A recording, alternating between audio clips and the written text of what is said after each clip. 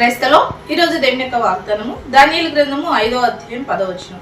నీ తలంపులు నిన్ను కలవరపడనీకుము. దేవుడి వాక్యం నించుందాక ఆమె అవునండి. దేవుని యొక్క వాక్యం సెలవిస్తుంది, నీ తలంపులు నిన్ను కలవరపడనీకుము.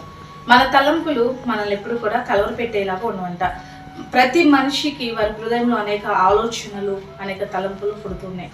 అది మంచి తలంపులా, చెడ్డ తలంపులా? మంచి తలంపులు అయితే నీకు ఏమాత్రం కలవరం ఇవ్వవండి. మంచి తలంపులు నీకు సమాధానం ఇస్తాయి, సంతోషం ఇస్తాయి, నెమ్మదిస్తాయి. దేవునికి వ్యతిరేకమైన తలంపులు, చెడ్డ తలంపులు అయితే అవి నిన్ను కలవర పెడతాయి. నీకు వస్తున్న తలంపులు మంచియా చెడ్డయా? నిన్ను కలవర పెడుతున్నాయి అంటే అవి చెడ్డ తలంపులు. నీకు సమాధానం ఇస్తున్నాయంటే అవి మంచి తలంపులు. కాబట్టి మంచి తలంపులు కలిగి నువ్వు ఉన్నప్పుడు దేవుడి చేత దీవించబడతావు. అదే రీతిగా నీ తలంపులు నిన్ను కలవర పెడుతున్నాయంటే దేవుని సన్నిధిలో ప్రార్థన చేసుకుని అలాంటి తలంపులను వదిలేసేసి దేవుని చిత్తంలో ముందుకు కొనసాగు. అటు రీతిగా మంచి తలంపుల చేత దేవుడు నిన్ను దీవించునుగాక. ఆమేన్. ప్రార్థన చేసుకుందామండి.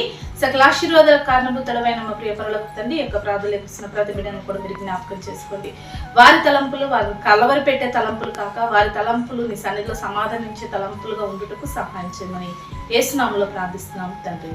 ఆమేన్.